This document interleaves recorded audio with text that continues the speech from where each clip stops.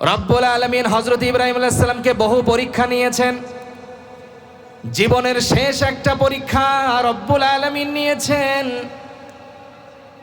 যখন তিনি বড় হয়েছেন, সবাই মিলে মেলাতে যায়। বিভিন্ন জায়গায় মেলা হয়, মুশরিকদের মেলা হয়। বলে সবাই মেলাতে গেছে, বন্ধু বান্ধব সবাই ধরছে, ইব্রাহিম তোমারও যাওয়া লাগবে। বলে না, ইন্নি সাকিম, আমি কি অসুস্থ। মানে কি অসুস্থ? আমি কি শারীরিক অসুস্থ না মনের দিক দিয়ে অসুস্থ? এটা সে বলে নাই। বলে আমি সাকিম, আমি অসুস্থ। এবার সবাই চলে গেছে। ইব্রাহিম আলাইহিস সালাম মূর্তিগুলার ঘরে গেছে। ঘরে গিয়া ডানে বামে সবগুলো ছোট মূর্তিগুলা কোরাল দিয়ে ভেঙ্গে বড় মূর্তিটার কাঁধের উপরে কোরালটা ঝুলিয়ে রেখেছে। যারা কন্যা সুবহানাল্লাহ। এবার সবাই তো আসছে, আসার পরে দেখে সর্বনাশ, কে যেন আমাদের মূর্তিগুলো সব ভেঙ্গে শুধুমাত্র একটা মূর্তি আছে যার ঘাড়ের মধ্যে কোরাল। ক্বালু মান ফাআলা হাযা বিআলিহাতিনা ইন্নাহু লামিনাজ জালিমিন। এবার সবাই বলতেছে এই কাম আমাদের খোদার সাথে কে করলো, আমাদের ইলাহের সাথে এই কামটা কে করলো? যে করছে সে একটা জালেম। ইন্নাহু লামিনাজ জালিমিন। এবার সবাই মিলে বলতেছে এই কাজটা তো আমরা কেউ করি নাই, একজন করতে পারে, যার ব্যাপারে আমাদের সন্দেহ আছে। ক্বালু সামি'না ফাতাই ইয়াযকুরুহুম ইউকালু লাহু ইব্রাহিম। একজন আছে, এই যুবকের কথা সবার মুখে মুখে আলোচনা আছে, আমাদের মূর্তির বিরুদ্ধে কথা বলে, এর নাম ইব্রাহিম। এর নাম কি? এ কথাগুলো কে বলছেন? আল্লাহ তাআলা কত সুন্দর করে সাজাইছেন, এই ঘটনাগুলো ঘটছে। ক্বালু সামি'না ফাতাই ইয়াযকুরুহুম ইউকালু লাহু ইব্রাহিম, যে আমাদের মূর্তির সমালোচনা করতে শুনেছি, এরে এই করছে এই কাজটা, এর নাম হলো ইব্রাহিম। ক্বালু ফাতু বিহি আলা আ'য়ুনিন নাসি লাআল্লাহুম ইয়াশহাদুন। ওরে নিয়ে আসো মানুষের সামনে যাতে সাক্ষী দিতে পারে। এরপরে ইব্রাহিম আলাইহিস সালামকে সবার সামনে নিয়ে আসা হলো। সবার সামনে দাঁড় করায়া হযরত ইব্রাহিম আলাইহিস সালামকে বললেন, ক্বালু মান ফাআলা হাযা বিআলিহাতিনা ইয়া ইব্রাহিম। ও ইব্রাহিম, তুমি কি আমাদের মূর্তির সাথে এই কাম করছো? এই কাজটা কি তুমি করছো? প্রশ্ন করছে, আনতা ফাআলতা হাযা বিআলিহাতিনা ইয়া ইব্রাহিম, তুমি কি এবার আমাদের এই মূর্তির সাথে এই কাজ করছো? ইব্রাহিম আলাইহিস সালাম মিথ্যা কথা বললেন না, আমি এই কাজ করি নাই। বরং ইব্রাহিম আলাইহিস সালাম একটা কৌশল করে উত্তর দিলেন। ক্বালু বাল ফাআলা হাযা বিআলিহাতিন। ক্বালু, ইব্রাহিম আলাইহিস সালাম বললেন, আমি করি নাই, বরং তাদের এই বড়টা করছে। বড়টারে জিজ্ঞাসা করো। কোনটারে জিজ্ঞাসা করো? যেহেতু আশেপাশে সবগুলো কি করা হয়েছে, ভাঙ্গা হয়েছে, কোরালটা কার কাঁধে? বড়টার কাঁধে। সুতরাং জিজ্ঞাসা করো বড়টারে, যদি সে কথা বলতে পারে। ইনকানু ইয়ানতিকুন, যদি সে কথা বলতে পারে তাহলে বড়টারে জিজ্ঞাসা করো। তো সবাই মিলে বলতেছে, আরে মিয়া, বড়টা, এটার মূর্তি তো কোনো কথাই বলতে পারে না। হযরত ইব্রাহিম আলাইহিস সালাম বললেন, যেটা কোনো উপকারেই আসে না, কথা বলতে পারে না, নিজেরে ঠেকাইতে পারে না, এইটা কিভাবে ইলাহ হয়, কিভাবে খোদা হয়? সবাই মিলে একজোট বলে, আসলে ইব্রাহিমের কথা তো ঠিক আছে, চলো সবাই ইব্রাহিমের দলেই চলে যাই। জোরে কন্না সুবহানাল্লাহ। এটা কৌশল খাটিয়েছেন। হযরত ইব্রাহিম আলাইহিস সালামের জিন্দেগিতে এরকম অনেক পরীক্ষা চলেছে। এলাকায় থাকতে পারে নাই, একটা সময় এলাকার থেকে সে বিতাড়িত হয়েছে। সর্বশেষ বুড়া হয়ে গেছে, তারপরেও আল্লাহ তাআলা একটা বাচ্চা দেন নাই। সর্বশেষ বুড়া বয়সে আল্লাহর কাছে দোয়া করেছিলেন, আল্লাহ তাআলা কবুল করে একটা সন্তান দিয়েছিলেন। কয়টা সন্তান দিয়েছিলেন? একটা। পরবর্তীতে আল্লাহ তাআলা আরেকটা সন্তানও দিয়েছেন। তবে দোয়া করার মাধ্যমে আল্লাহ তাআলা হযরত ইসমাঈল আলাইহিস সালামকে দিয়েছিলেন। হযরত ইসমাঈল আলাইহিস সালামকে দেওয়ার পরে বাবার সাথে চলাফেরা করতে পারে, বাবার সাথে ঘোরাঘুরি করতে পারে। এখন তো বাবার সাথে সন্তানের অনেক মহব্বত। স্বপ্নের মধ্যে আল্লাহ তাআলা দেখায় দিলেন, ইব্রাহিম, তুমি তোমার সন্তানরে জবাই করো। এটা যদি আমাদের ব্যাপারে হয়, আমরা কি এটা মানতে পারবো? সন্তানকে জবাই করতে হবে, কুরবানি করতে হবে, এটা সম্ভব? হযরত ইব্রাহিম সাল্লাম যখন স্বপ্নে দেখলেন, কারণ স্বপ্নের মধ্যে দেখেছেন উনি হয়তো ওনার স্বপ্নের ব্যাখ্যাটা এদিক সেদিক করতে পারতেন, কিন্তু হজরত ইব্রাহিম আলাইহিস সালাম স্বপ্নের ব্যাখ্যাটা এদিক সেদিক না করে, কারণ পয়গম্বরদের স্বপ্নের মধ্যে যেটা দেখানো হয় ওটাও ওহী, জোরে কন্যা সুবহানাল্লাহ, ওটাও ওহী। হজরত ইব্রাহিম সাল্লাম কোনো ডান বাম করেন নাই, সন্তানকে জবাহ করার জন্য প্রস্তুতি নিয়েছেন। আল্লাহ রাব্বুল আলামিন শুধুমাত্র পরীক্ষা নিয়েছেন। আল্লাহ রাব্বুল আলামিন বলেন, ইব্রাহিম তোমার কাজে আমি খুশি, আসলে তোমার সন্তানকে আমি জবাই করতে বলি নাই, বরং আমি দেখলাম তোমার মনের উদ্দেশ্যটা কি। এত বুড়া বয়সে আমি তোমাকে একটা সন্তান দিলাম, আমি দেখলাম আমার মহব্বত কলিজায় বেশি না সন্তানের মহব্বত বেশি ঢুকে গেছে। তুমি প্রমাণ করেছো দুনিয়ার কোনো মহব্বত তোমার কলিজায় নাই, সন্তানের মহব্বত তোমার কলিজার মধ্যে নাই। তোমার কলিজার মধ্যে একজনের মহব্বত, তিনি কে? এই জন্য আল্লাহ তাআলা বলেন, ওয়াল্লাযীনা আমানু আশাদ্দু হুব্বান লিল্লাহ, যারা প্রকৃত ঈমানদার, যারা আল্লাহকে ভালোবাসবে একদম সব থেকে, দুনিয়ার সব থেকে তাদের কলিজায় সব থেকে বেশি ভালোবাসা থাকবে, সব থেকে বেশি ভালোবাসা তার কলিজায় থাকবে আল্লাহর ভালোবাসা। দুনিয়ার ধন সম্পদ, মাল সম্পদ, সন্তানাদি সব কিছু থেকে কার ভালোবাসা কলিজায় বেশি? আল্লাহর ভালোবাসা। এই জন্য বহু পরীক্ষা আল্লাহ তাআলা নিয়েছেন, যুগে যুগে আল্লাহ তাআলা পরীক্ষা নিয়েছেন। আমরা জানি হজরতে আসিয়া আলাইহিস সালাম, উনি একজন কাফেরের স্ত্রী ছিল। কার স্ত্রী? ফিরাউনের স্ত্রী ছিল। ফিরাউনের স্ত্রী থাকা সত্ত্বেও তিনি আল্লাহর উপর ঈমান আনয়ন করেছেন, হযরত মূসা পয়গম্বরের উপর ঈমান আনয়ন করেছেন।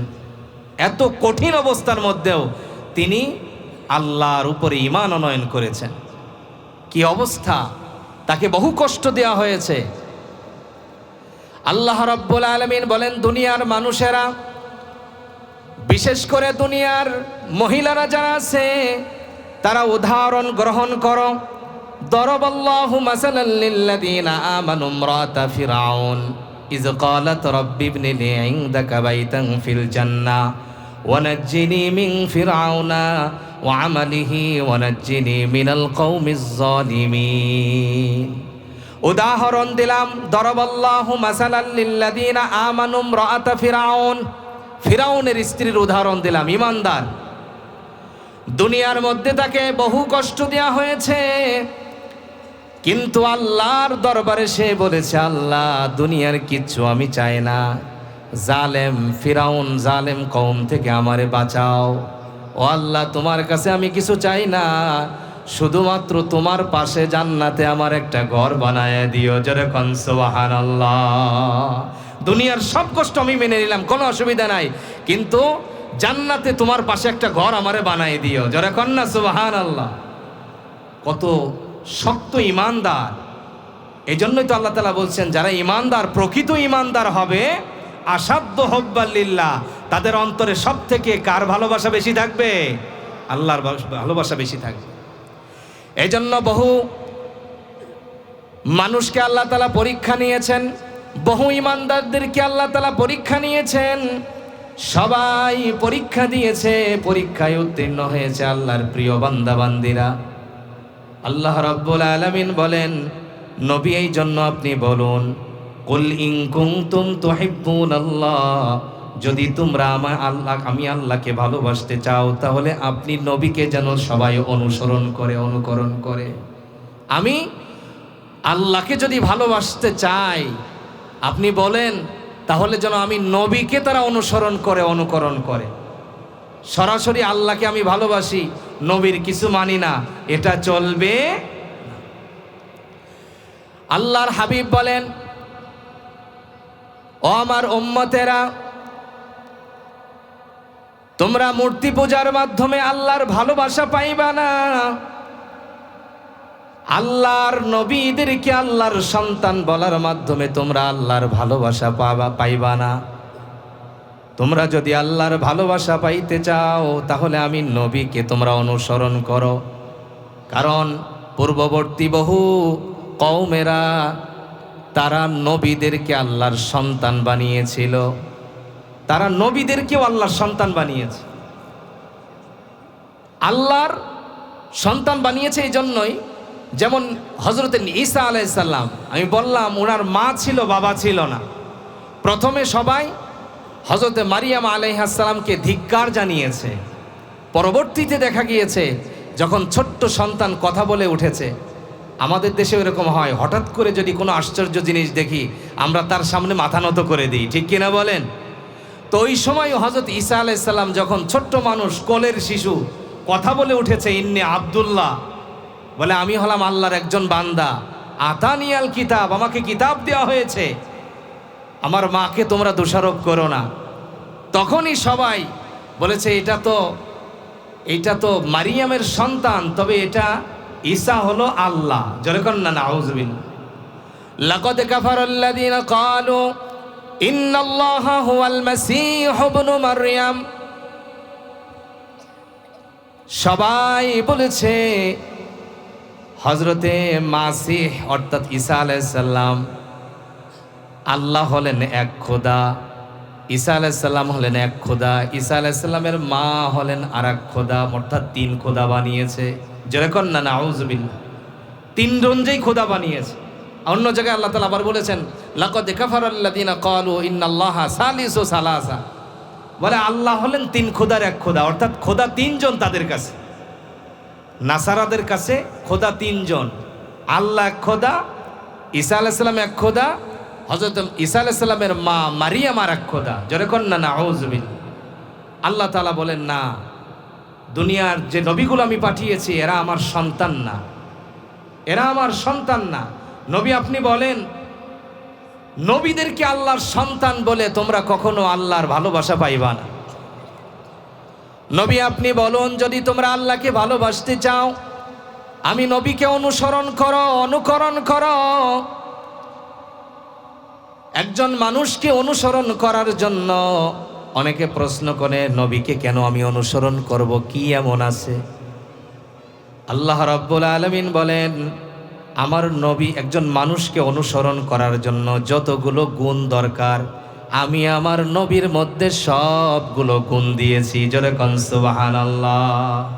একজন মানুষকে ভালোবাসার জন্য, মহব্বত করার জন্য, অনুসরণ করার জন্য যতগুলো গুণ দরকার, যে গুণের কারণে মানুষ ভালোবাসে, এই সবগুলা গুণ আমি আমার নবীর মধ্যে দিয়েছিলাম। জোরে কোন সুবহানাল্লাহ। নবীর চরিত্রের ব্যাপারে আল্লাহ তাআলা নিজেই বলেছেন, ওয়া ইন্নাকা লাআলা খুলুকিন আযীম। নবী আপনার চরিত্র হলো মহান চরিত্র। জোরে কোন সুবহানাল্লাহ। চরিত্র বিভিন্ন ক্যাটাগরির আছে। কিছু চরিত্র আছে মোটামুটি ভালো, কিছু চরিত্র আছে আর একটু ভালো। আর নবীজির চরিত্র যেটা, সেটা হলো মহান চরিত্র। এটা বুঝতে আরেকটু সহজ হলো যে আমাকে কেউ গালি দিল, আমি তাকে একটা গালি দিয়ে দিলাম, বলে এটা হলো স্বাভাবিক চরিত্র। সে গালি দিছে, সেও তাকে গালি দিয়ে দিছে। আরেকটু ভালো চরিত্র হলো একজন আমাকে গালি দিল, আমি কিছু বললাম না তাকে।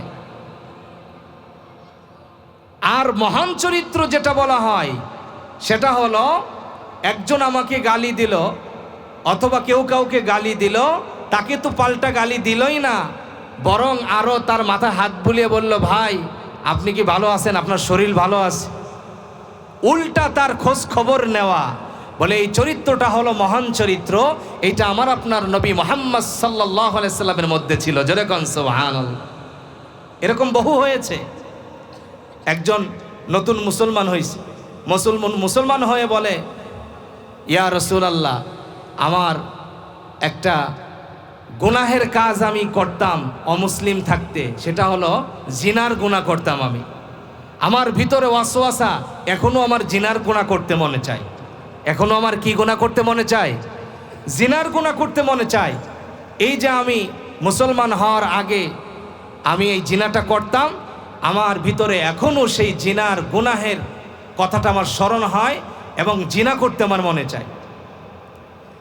আল্লাহর নবীর সামনে কেউ যদি এ কথা বলে, সাহাবীরা তো রাগান্বিত হয়ে গেছে। বেটা, একজন নবীর সামনে তোর এত বড় কথা বলার স্পর্ধ কিভাবে হয়? আল্লাহর হাবিব বললেন, ও আমার সাহাবী, তোমার অন্তরের মধ্যে জিনার গুনাহ ঘোরাফেরা করে জিনা করতে তোমার মনে চাই।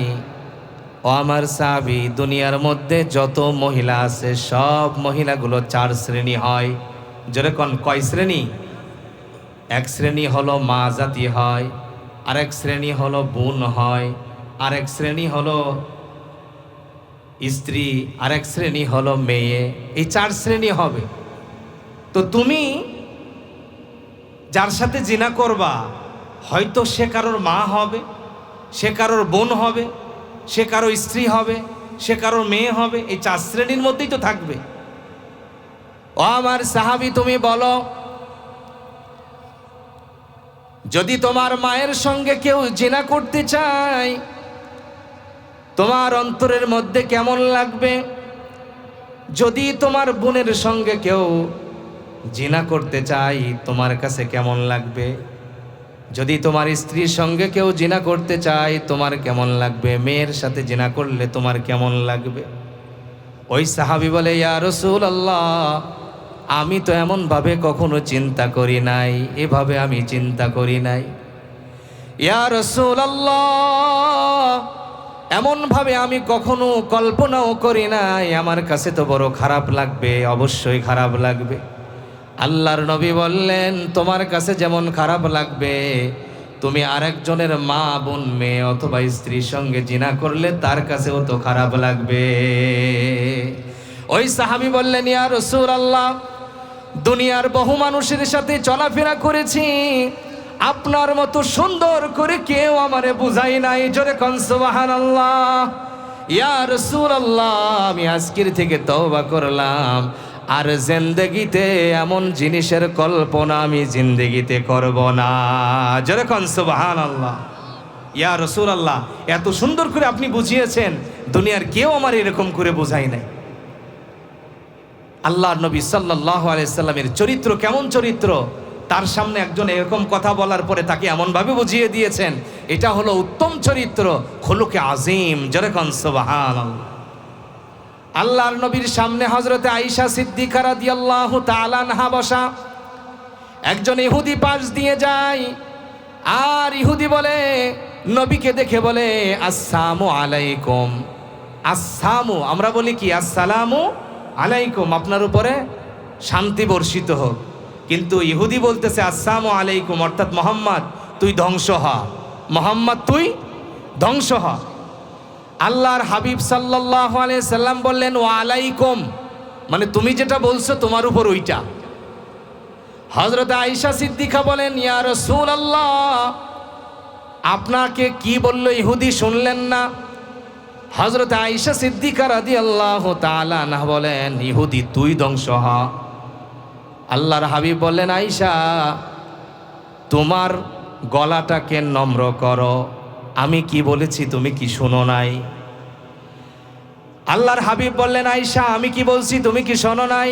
হযরত আয়েশা বললেন, আমি তো শুনেছি, আপনি বলছেন ওয়া আলাইকুম, অর্থাৎ ইহুদি যেটা বলছে ওইটা যেন ওর উপরেই যায়। আল্লাহর হাবিব বললেন, ও আয়েশা, ইহুদি যদি সারা দিন আমার জন্য বদদুয়া করে, ওর দোয়া আল্লাহর দরবারে কবুল হবে, কিন্তু আমি যেটা বলেছি ওয়া আলাইকুম, ইহুদি তুই যেটা বলছো ওইটা তোমার উপরে হোক। আমি একবার আল্লাহর দরবারে বললে সঙ্গে সঙ্গে কবুল হয়ে যাবে। তুমি কি দেখো নাই? আয়েশা রাদিয়াল্লাহু তাআলা আনহাকে আল্লাহর হাবিব উল্টা বুঝাইয়ে দিলেন, তোমাকে বদদুয়া করার দরকার নেই, আমি যেটা বলছি এটাই যথেষ্ট।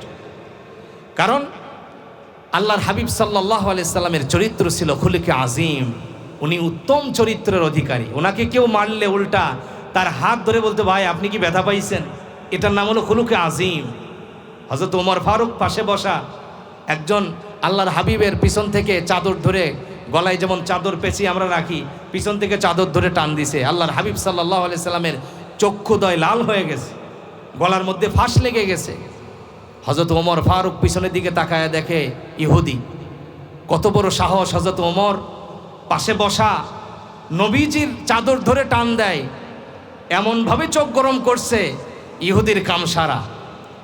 ইহুদি চাদর টান দিয়ে বলে, মুহাম্মদ সাল্লাল্লাহু আলাইহি সাল্লাম, টাকা নিয়েছ, আমার কাছ থেকে তুমি টাকা কর্জ নিয়েছ, টাকাটা দিতে কি তোমার মনে থাকে না? টাকা দেওয়ার কথা আরো 2 দিন পরে, কিন্তু এখনই এসে সে চাদর ধরে টান দিয়ে বলে, মোহাম্মদ টাকা নিছো কর্জ, এই টাকা দিতে কি তোমার মনে থাকে না? হজরতে ওমর ফারুক তাকানো, আল্লাহর হাবিব সাল্লাল্লাহু আলাইহি সাল্লাম পিছনের দিকে তাকায় দেখে ওই ইহুদি। আল্লাহর হাবিব সাল্লাল্লাহু আলাইহি সাল্লাম বলেন, ওমর তুমি তার দিকে চক্ষু গরম করো না, সে পাওনাদার। যারা কন্যা সুবহানাল্লাহ। আমাদের দেশে পাওনাদার যদি টাকা চাইতে আসে কি অবস্থা হয়? উল্টা বলে, দেশ থেকে কি চলে যাইতেছি? টাকা নেওয়ার সময় নেয় সুন্দর মতে কৌশল করে, এ সমস্যা সে সমস্যা বলা। এরপরে যখন উল্টা টাকা চাইতে যাওয়া হয়, পাওনা টাকা, তখন আশ্চর্য হলো যে টাকা পায়, যার টাকা, সে অনেক সমস্যা দেখাতে হয়, ভাই আমার এই সমস্যা ওই সমস্যা, দাও না আমার টাকাটা। বলে দিবনে, দেশ থেকে কি চলে যাইতেছি? এরকম জবাব দেয়। অথচ আল্লাহর হাবিব সাল্লাল্লাহু আলাইহি সাল্লাম বললেন, ওমর তার দিকে তুমি চক্ষু গরম করো না, সে পাওনাদার, সে আসছে, হয়তো 2 দিন পরে পাবে, আসলে তো সে টাকা পায়। আল্লাহর হাবিব বললেন, ওমর বাইতুল মাল থেকে তার টাকাগুলো পরিশোধ করো, এবং তুমি যে তার দিকে চক্ষু গরম করেছো, এক্সট্রা তাকে আরো টাকা দিবা। কেন তুমি তার দিকে চক্ষু গরম করে তাকাইলে? হযরত ওমর তাকিয়ে আছেন আর বলছেন, ইয়া রাসূলুল্লাহ আপনি দেখলেন না আপনার চাদর ধরে টান দিল, আমি কেমনে সহ্য করব? কারণ আল্লাহর নবীর সাহাবীরা, আল্লাহর নবীকে কেউ কষ্ট দেয় এটা কেউ সহ্য করতে পারে না, যত নরম সাহাবী হোক। সাহাবীদের মধ্যে সবচেয়ে নরম ছিল হযরত আবু বকর সিদ্দিক। হযরত আবু বকর সিদ্দিক রাদিয়াল্লাহু তাআলা, ওনারও এরকম একটা ঘটনা আছে যে ওনার সামনে একজন ইহুদি আর একজন ইহুদিকে বলছে যে, শুনলাম আজকে একটা আয়াত নাজিল হইছে যে ইউকরিদুল্লাহ কারদান হাসানা, মুহাম্মদ সাল্লাল্লাহু আলাইহি সাল্লাম এবং তার আল্লাহ মানুষের কাছে কর্জ চায়, হাসানা চায়। তো ওরা, আল্লাহ এবং মুহাম্মদ দুইজনই তো গরিব, মুহাম্মাদের আল্লাহও গরিব, যেহেতু মানুষের কাছে কর্জ চাই। আসলে তো আল্লাহ তাআলা কর্জ চাই মানে কি? আল্লাহ তাআলা কর্জে হাসানার উদ্দেশ্য হলো, তোমরা যে দরিদ্র, তাকে মিসকিন, তাকে তোমরা দাও, তাকে দিলে আমি আল্লাহকে দেওয়া হয়। জোরে কোন সুবহানাল্লাহ। এই জন্য আয়াত নাজিল হয়েছে ইউকরিদুল্লাহ কারদান হাসানা, আল্লাহ তাআলা কর্জে হাসানা চাইছে। বলে আল্লাহ কি তাইলে গরিব? মুহাম্মদ সাল্লাল্লাহু আলাইহি সাল্লামের আল্লাহ গরিব, এই জন্য সে টাকা চায়। হযরত আবু বকর সিদ্দিক রাদিয়াল্লাহু তাআলা আনহু শুনছেন, একজন ইহুদি আর একজন ইহুদিকে হযরত আবু বকরকে শোনায় কথা বলে, শুনছনি আল্লাহ গরিব হয়ে গেছে। হযরত আবু বকর সিদ্দিক রাদিয়াল্লাহু তাআলা আনহু কাছে গিয়ে একটা থাপ্পড় দিছে ওই ইহুদিরে। ওই ইহুদি এবার নবী সাল্লাল্লাহু আলাইহি সাল্লামের দরবারে এসে বলে, ইয়া রাসূলুল্লাহ, মুহাম্মদ সাল্লাল্লাহু আলাইহি সাল্লাম আপনার সাহাবী আবু বকর আমাকে একটা থাপ্পড় দিছে, বিচার করতে হবে। আল্লাহর হাবিব সাল্লাল্লাহু আলাইহি সাল্লাম বলেন, হযরত আবু বকর না, মনে হয় উমর হতে পারে, কারণ উমরের মেজাজটা একটু গরম, তোমার মনে হয় ভুল হইতেছে, তুমি হযরত উমরকে বলতে কি আবু বকরকে বলতেছে। বলে না, আমি আবু বকরকে চিনি, ওমরকেও চিনি, আমার আজকের থাপ্পড়টা আবু বকরই দিয়েছে। বলে আবু বকরকে ডাকো, তুমি যেহেতু আমার কাছে বিচার দিয়েছো, ফাইসালা সঠিক হবে। যদি আবু বকর দোষী হয়, আবু বকরের বিরুদ্ধে আজকে রায় যাবে, কোনো সমস্যা নাই। হযরত আবু বকরকে ডাকা হলো। হযরত আবু বকর সিদ্দিক এসেই বলতেছে, ইয়া রাসূলুল্লাহ, এই ইহুদিকে আপনি আপনার অনুমতি দেন, ইহুদিকে আরেকটা থাপ্পড় দিই। আল্লাহর হাবিব সাল্লাল্লাহু আলাইহি সাল্লাম বললেন, আবু বকর আমি তো বিশ্বাসই করি নাই তুমি থাপ্পড় দিছো, তুমি এখন যে কথাটা বললে এই কথা তো আমি বুঝলাম তুমি আসলে থাপ্পড়টা দিছো, তুমি আসলে কেন থাপ্পড়টা দিছো? হযরত আবু বকর বলে, ইয়া রাসূলুল্লাহ, আয়াত নাজিল হইছে ইখরিদুল্লাহ কারদান হাসানা, আল্লাহ কর্জে হাসানা চাইছে। এরা আমাকে শোনায়া একজন ইহুদিকে বলে, আরে আল্লাহ তো ফকির হয়ে গেছে। জোরে কন না নাউযুবিল্লাহ। ইয়া রাসূলুল্লাহ, আমি তো বসে থাকতে পারি নাই, আল্লাহকে যে গালি দেয়, নবীকে যে গালি দেয়, এমন সাহাবী আর বসে থাকতে পারে না। ইয়া রাসূলুল্লাহ, আমিও বসে থাকতে পারি নাই, আমি ইহুদিকে একটা থাপ্পড় দিয়ে বসছি। বলে তুমি থাপ্পড় দিছো? ইহুদি এদিকে বলে, মুহাম্মদ সাল্লাল্লাহু আলাইহি সাল্লাম আমি এই কথা বলি নাই, ইহুদিরা মিথ্যা কথা বলে বেশি। কি কথা বলে বেশি? মিথ্যা কথা বলে বেশি। এই জন্য আল্লাহ তাআলা বলছেন, ইয়া আইয়ুহাল্লাযীনা আমানু লা তাত্তাখিযুল ইয়াহুদা ওয়ান নাসারা, মুমিনেরা ইহুদি নাসারাদের তোমরা বন্ধু বানায়ো না। ইহুদি নাসারাদের সাথে তোমরা কি বানায়ো না? বন্ধু বানায়ো না। তোমাদেরকে কিন্তু ওরা বিশ্বাস করে না। যতক্ষণ পর্যন্ত তোমরা তাদের ধর্ম গ্রহণ না করবে ততক্ষণ পর্যন্ত তোমাদেরকে ওরা বিশ্বাস করবে না। খবরদার বন্ধু বানায়ো না। কে বলছে এই কথাটা? আল্লাহ তাআলা বললেন। এরপরে হযরত আবু বকরের বিপক্ষেই রায় যাবে, যেহেতু ইহুদি মিথ্যা কথা বলছে। বলে ইহুদি স্বীকার যায় না যে আমি কথা বলি নাই। আমি কি পাগল যে আল্লাহকে আমি ফকির বলবো, মোহাম্মদকে আমি ফকির বলবো, এই গালি দেব? আমি বলি নাই। আবু বকর সিদ্দিক বলছে, আর ইহুদি বলে আমি বলি নাই। হযরত আবু বকরের বিপক্ষেই রায় যাচ্ছে। এখন হঠাৎ করে আসমান থেকে ওহী আসার শব্দ পাওয়া যায়। হযরতে জিবরাইল আলাইহিস সালাম ওহী নিয়ে হাজির হচ্ছেন আল্লাহর হাবিবের দরবারে। আল্লাহর হাবিব বলে, দেখি। হযরতে জিবরাইল আসার শব্দ পাওয়া যায়।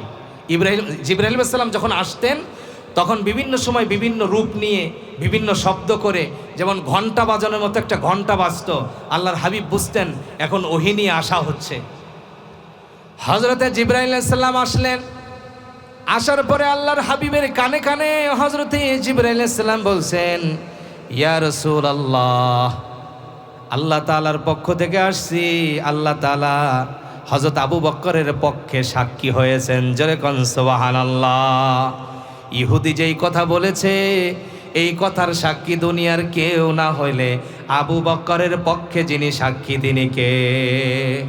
লাকাদ সামিআল্লাহু কাওলাল্লাযীনা ক্বালু ইন্নাল্লাহা ফাকীরুন ওয়া নাহনু আগনিয়া।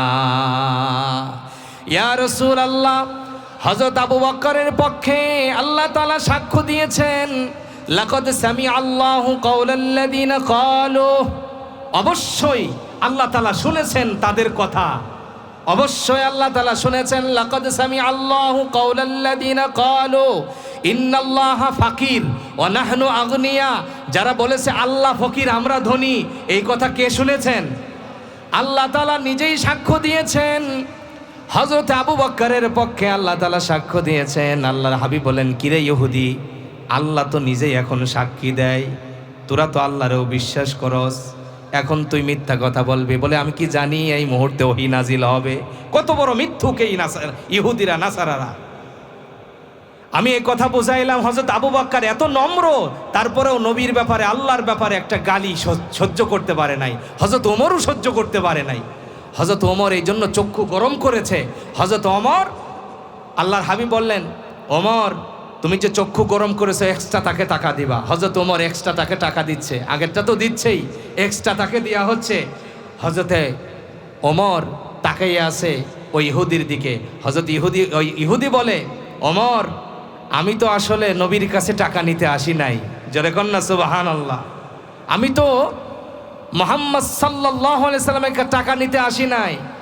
আমি শুনেছি, আমি আমাদের তাওরাত কিতাবের মধ্যে, ইনজিল কিতাবের মধ্যে আমরা পেয়েছি যিনি সর্বশেষ পয়গম্বর হবেন উনি এমন চরিত্রের অধিকারী হবেন তাকে মারলেও তিনি কিছু বলবেন না। জোরে কন্যা সুবহানাল্লাহ। আমি আজকে তার চরিত্রটা দেখলাম, চাদরটা টান দিয়ে তার মেজাজটা কেমন, আমি টাকা পাই আমার সাথে সে কেমন ব্যবহার করে। ওমর আসলে তো আমি টাকা নিতে আসি নাই, আমি আসলে ইসলাম গ্রহণ করতে আসছি আজকে। জোরে কন্যা সুবহানাল্লাহ। আমি আজকে ইসলাম গ্রহণ করার উদ্দেশ্যে বাড়ি থেকে আসছি, এটা আমি পরীক্ষা নিলাম মুহাম্মদ সাল্লাল্লাহু আলাইহি সাল্লামের কাছে। ওমর আমাকে নিয়ে যাও, আল্লাহর হাবিবের কাছে আমাকে নিয়ে যাও, আর আমাকে পড়ায় দাও কালিমা লা ইলাহা ইল্লাল্লাহু মুহাম্মাদুর রাসূলুল্লাহ সাল্লাল্লাহু আলাইহি ওয়াসাল্লাম। এজন্য নবীর চরিত্র ছিল মহান চরিত্র। কি চরিত্র ছিল?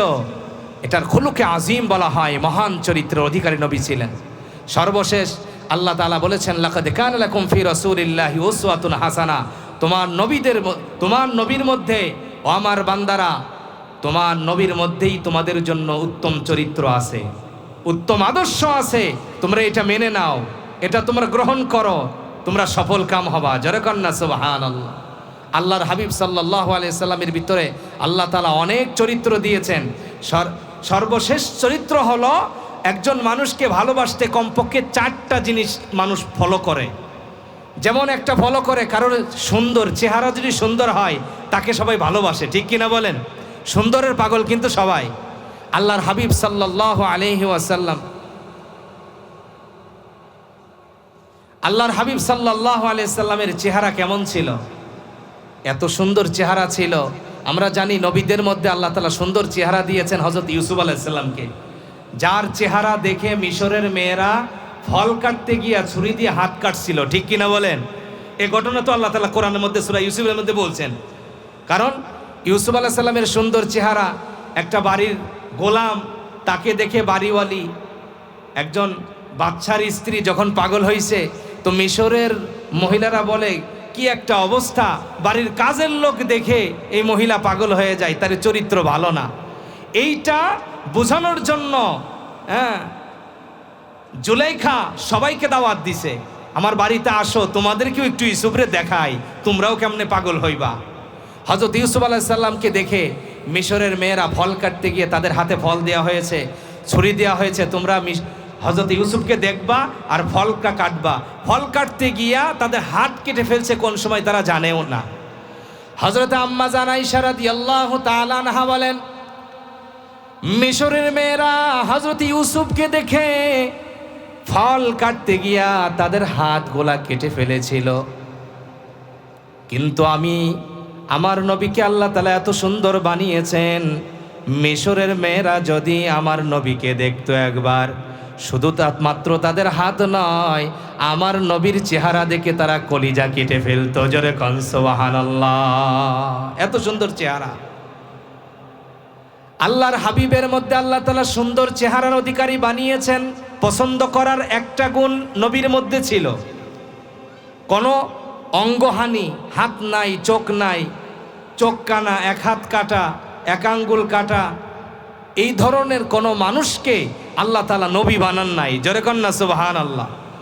পরিপূর্ণ সুন্দর চেহারার অধিকারী, উঁচা লম্বা দেখে আল্লাহ তাআলা ওইভাবে করে নবী বানিয়েছেন, এবং উঁচা বংশ থেকে আল্লাহ তাআলা নবী বানিয়েছেন। জোরে কন্যা সুবহানাল্লাহ। যাতে করে কেউ হেই প্রতিপন্ন না করতে পারে। নবীর মধ্যে আরেকটা চরিত্র ছিল, সেটা হলো দোয়া কবুল হওয়া। আমাদের দেশে যদি কোনো পীর সাহেবের দোয়া করার সাথে সাথে কবুল হয়ে যায়, সবাই তার দরবারে ঝুঁকে পড়ে, ঠিক কিনা বলেন?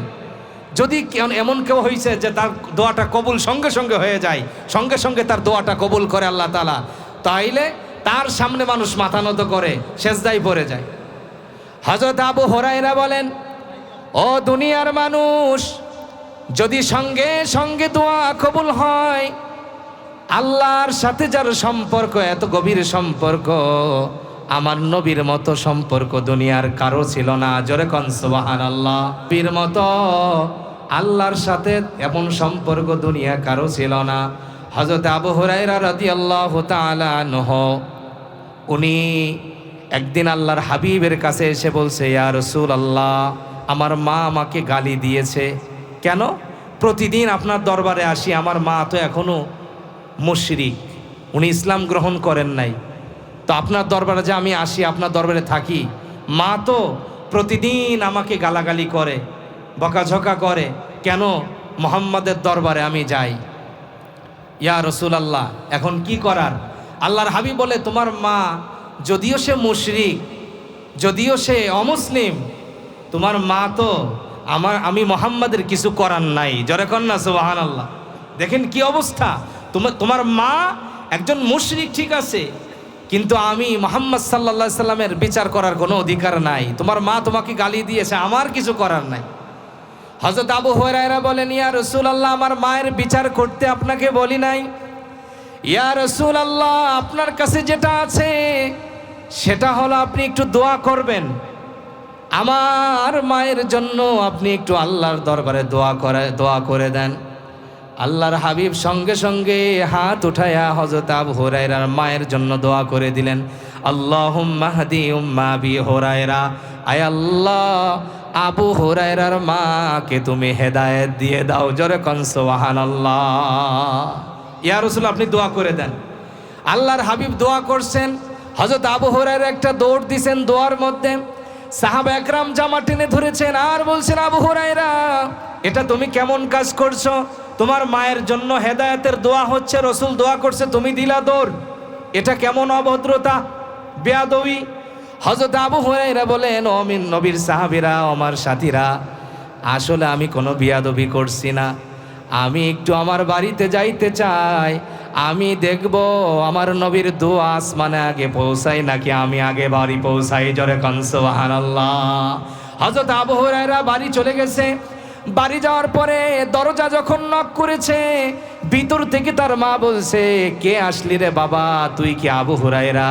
ও আবু হুরায়রা, আজকে মনটা যেন আমার কেমন কেমন করে, আমার মনটা কেমন যেন করে, গোসল করলাম, পাক পবিত্র হইলাম, আমার মনে চাই প্রতিদিন যে মোহাম্মদের বেশি বেশি আমি গালি দিই যে দরবারে যাওয়ার জন্য, আজকে আমার খুব মনে চায় একটু মোহাম্মদের দরবারে আমাকে একটু নিয়ে যাবি নাকি? জোরে কোন সুবহানাল্লাহ। হযরত আবু হুরায়রা মনে মনে চিন্তা করে, কাজ তো এখানে হয় নাই, কাজ তো ওইখান থেকে আরশে আজিমে হয়েছে। জোরে কোন সুবহানাল্লাহ। হযরত আবু হুরায়রা এটা প্রমাণ করলেন, আমার হাবিব একবার যদি দোয়া করেন আসমানে খুব দ্রুত পৌঁছে যায়। পৃথিবীর মধ্যে দ্রুত কবুল হওয়ার জন্য, দোয়া কবুল হওয়ার জন্য আল্লাহর সাথে যার বেশি সম্পর্ক তাকে যদি ভালোবাসতে হয়, পৃথিবীর সব মানুষ থেকে সব থেকে আগে আমার নবীকে ভালোবাসতে হবে। যদি আল্লাহর সাথে সম্পর্ক হওয়ার কারণে কাউকে ভালোবাসতে হয়, আমার নবীকে আগে ভালোবাসতে হবে। তাহলে সুন্দর চেহারার জন্য যদি ভালোবাসতে হয়, আমার নবীকে আগে ভালোবাসতে হবে। এরপরে আল্লাহর সাথে কারো সম্পর্ক হওয়ার কারণে যদি ভালোবাসতে হয়, আমার নবীকে আগে ভালোবাসতে হবে। তৃতীয় আরেকটা হলো, যদি কারো অর্থকরী টাকা পয়সা বেশি থাকে, তার পিছনে বেশি বেশি মানুষ ঘুরে, ঠিক কিনা বলেন? আমরা জানি নবীজি শেষ হজ করেছেন, একটাই হজ করেছেন, বিদায় হজ। আল্লাহর হাবিব সাল্লাল্লাহু আলাইহি সাল্লাম বিদায় হজ করেছেন একটাই তিনি হজ করেছেন। উনি ওই হজের মধ্যে 100 উট দিয়ে তিনি কোরবানি করেছেন। জোরে কন্যা সুবহানাল্লাহ। নবীজি আসলে গরিব ছিলেন না, গরিবানাটা তিনি পছন্দ করতেন, গ্রহণ করে নিয়েছিলেন। কারণ তাকে এমনও বলা হয়েছে, এই যে পাহাড় দেখছেন, পুরা পাহাড়টা আপনার জন্য স্বর্ণে রূপান্তরিত করে দেব ইয়া রাসূলুল্লাহ। জোরে কন্যা সুবহানাল্লাহ। পুরা পাহাড়টাকে স্বর্ণে রূপান্তরিত করে দেব, আপনার কোনো কিছু অভাব থাকবে না। আল্লাহর হাবিব সাল্লাল্লাহু আলাইহি সাল্লাম একজন 40 বছরের মহিলা বিয়ে করলেন, যার ওনার বয়স 25 বছর। 40 বছরের একজন বিধবা স্ত্রীকে বিয়ে করলেন হযরতে আম্মাজান খাদিজা রাদিয়াল্লাহু তাআলা আনহা। আমরা জানি উনি কয়েকজনের মধ্যে 3 জনের মধ্যে একজন বিজনেসম্যান ছিলেন উনি, অথচ ওনার সমস্ত সম্পদ ইসলাম গ্রহণের পরে আল্লাহর হাবিবকে দিয়ে দিয়েছেন। আল্লাহর হাবিব বলে, একটাও আমি নিব না, সব আল্লাহর রাস্তায় আমি দিয়ে দিলাম। জোরে কন্যা সুবহানাল্লাহ। উনি সম্পদের পাগল ছিলেন না, উনি অর্থের পাগল ছিলেন না, এই জন্য দুনিয়ার গরিবানাকাটাকে উনি পছন্দ করে নিয়েছেন। 100 উট কোরবানি দিয়েছেন। আমার জানা নেই কোনো এমপি মন্ত্রী হজে গিয়া 100 উট কোরবানি করে, আপনাদের জানা আছে? 100 উট কোরবানি করছে, আমার জানা নাই। কিন্তু নবীজি সেই আমলে 100 লাল উট কোরবানি করে দিয়েছেন। তিনি গরিবানাকে পছন্দ করে নিয়েছেন, আসলে তিনি গরিব ছিলেন না। এই জন্য ধনাট্যের কারণে, অর্থকরীর কারণে যদি কাউকে ভালোবাসতে হয়, আমার নবীকে আগে ভালোবাসতে হবে, ঠিক কিনা বলেন? আরেকটা হলো ইহসান, দয়া। কোনো নেতা যদি আমাকে দয়া করে, আমার কোনো বস যদি আমার উপরে দয়া করে, সবসময় ইহসান করে, অবশ্যই আমরা কিন্তু তার অনুসরণ করি, তার এতাআত করি, তার কথা শুনি, তার কাছে কাছে ঘুরি। কারণ তার ইহসান, তার দয়া আমার উপর আছে। তার দয়ার কারণে, ইহসানের কারণে আমি এই পর্যন্ত আসছি, অবশ্যই তাকে মানতে হবে। কিন্তু আসলেই যদি ইহসানের কারণে মানতে হয়, তো আমার আপনার নবীকে আগে মানতে হবে। কেন? নবীজি আমাদের জন্য যে ইহসান করেছেন, দুনিয়ার জমিনে তিনি তো ইহসান করেছেন, দয়া করেছেন, আমাদের জন্য দোয়া করছেন। মদিনা মনোয়ারে শুয়ে এখনো আমাদের জন্যে কাঁদেন। দুনিয়ার মধ্যে তো তিনি আমাদের প্রতি ইহসান করছেন, কিয়ামতের ময়দানেও আমাদের প্রতি তিনি দয়া করবেন, ইহসান করবেন। জোরে কোন সুবহানাল্লাহ। হাসরের ময়দান কায়েম হয়ে যাবে, বিচার শুরু হয়ে যাবে, জান্নাতের ফয়সালা হয়ে যাবে। নবীদেরকে বলা হবে তোমরা জান্নাতের দিকে চলে যাও। বিভিন্ন নবীদের উম্মতদেরকে বলা হবে তোমরা জান্নাতের দিকে চলে যাও। যাদের জন্য জান্নাতের ফয়সালা তারা জান্নাতের দিকে চলে যাবে, যাদের জাহান্নামের ফয়সালা তাদের জাহান্নামের দিকে নিয়ে যাওয়া হবে। এক একজনকে এক এক দিকে নিয়ে যাওয়া হবে। জান্নাতের গেটের মধ্যে যখন বিভিন্ন নবীরা আসবেন, জান্নাতের সমস্ত গেটগুলা লক করা থাকবে, তালা মারা থাকবে। আল্লাহর নবীরা যখন জান্নাতের গেটের কাছে আসবে, ফেরেশতারা জিজ্ঞাসা করবে তুমি কে? বলে আমি তো আদম সফিউল্লাহ। বলে তুমি কে? বলে আমি তো রূহুল্লাহ, ঈসা রূহুল্লাহ। বলে তুমি কে? আমি তো নূহ। তুমি কে? বলে আমি তো শুআইব আলাইহিস সালাম। তুমি কে? বলে আমি তো মূসা আলাইহিস সালাম। তুমি কে? ইব্রাহিম আলাইহিস সালাম। আল্লাহর ফেরেশতারা এক একজনকে জিজ্ঞাসা করবেন। জিজ্ঞাসা করতে করতে বলবেন সবাই তো তোমরা আসছো, কিন্তু তোমাদের মধ্যে একজন নাই, তিনি হলেন মুহাম্মাদুর রাসূলুল্লাহ সাল্লাল্লাহু আলাইহি সাল্লাম। এই যে জান্নাতের গেটের তালা মারা, গেটের মধ্যে লক করা, এই গেটের চাবি হলো মুহাম্মদ সাল্লাল্লাহু আলাইহি সাল্লামের কাছে। জোরে কর না সুবহানাল্লাহ। মুহাম্মদ সাল্লাল্লাহু আলাইহি সাল্লামের গেটের চাবি। তো তোমরা সবাই আসছো, তাকে তো নিয়ে আসো নাই। সমস্ত নবীরা বলবেন আমরা আমাদের উম্মতদের কথা আমরা চিন্তা করি নাই, আমরা আমাদের কথা চিন্তা করে আল্লাহর কাছ থেকে জান্নাতের ফয়সালা নিয়ে জান্নাতে চলে আসছি, জান্নাতের গেটে চলে আসছি। আমরা তো আমাদের উম্মতদের চিন্তা আমরা করি নাই, কারণ কিয়ামতের ময়দানে আল্লাহ তাআলা নবীদেরকেও জিজ্ঞাসা করবেন তুমি কি কাজ করেছো, তুমি এটা করেছো, তুমি ওটা করেছো। প্রত্যেকটা জিজ্ঞাসাবাদ করা হবে। প্রত্যেকে ইয়া নফসি ইয়া নফসি, নিজেরে বাঁচাও নিজেরে বাঁচাও, ঠিক কিনা বলেন? আর উম্মতদের দেখার সময় তাদের নাই, তারা নিজেরা বেঁচে জান্নাতের গেটে চলে গেছে। সমস্ত নবীরা বলবেন আমরা তো আমাদের উম্মতদের কথা চিন্তা করি নাই, আমরা জান্নাতের ফয়সালা নিয়ে জান্নাতের গেটে চলে আসছি। কিন্তু আখিরি জামানার নবী মুহাম্মাদুর রাসূলুল্লাহ সাল্লাল্লাহু আলাইহি ওয়াসাল্লাম, উনি তো এখনো হাসরের ময়দানে সেজদায় পড়ে আছে। তার একটা বাকি থাকতে, উম্মত বাকি থাকতে সে জান্নাতে আসবে না। জোরে কোন সুবহানাল্লাহ। তার উম্মত একটা বাকি থাকা অবস্থায় সে জান্নাতের গেটে আসবে না। জোরে কোন না সুবহানাল্লাহ। দেখেন কিয়ামতের ময়দানেও উম্মতের প্রতি যার দরদ, যার ইহসান সব থেকে বেশি থাকবে, দয়া বেশি থাকবে, তিনি হলেন মুহাম্মাদুর রাসূলুল্লাহ সাল্লাল্লাহু আলাইহি ওয়াসাল্লাম। প্রিয় উপস্থিতি, যদি ইহসানের কারণে, দয়ার কারণে কাউকে ভালোবাসতে হয়, পৃথিবীর মধ্যে আমার নবীকে আগে ভালোবাসতে হবে। জোরে কর না, ঠিক কি না? তাহলে চারটা কারণে স্বাভাবিক মানুষ একজন একজনকে ভালোবাসে। তার মধ্যে একটা হলো কারোর চেহারা যদি সুন্দর হয় তাহলে লোকেরা তাকে ভালোবাসে। যদি কারো সম্পর্ক আল্লাহর সাথে গভীর হয় তাকে লোকেরা ভালোবাসে।